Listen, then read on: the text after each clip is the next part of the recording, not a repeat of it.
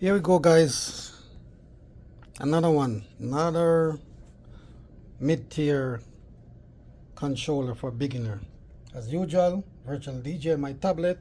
Same hookup, you know.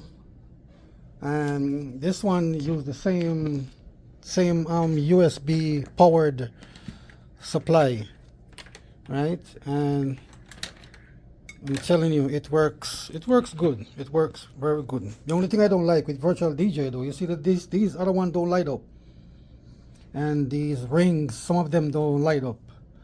So it's not 100% compatible with virtual DJ, but it can use with virtual DJ.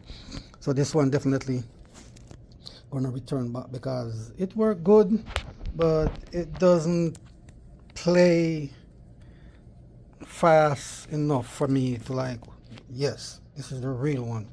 But still, you know, once you use the original software that they came with, Serato, it probably work very good. But with virtual DJ, any controller you plug it into, it work. It might not work 100%, but it works. For the main thing, like playing the music back and forth, it plays. You know what I'm saying?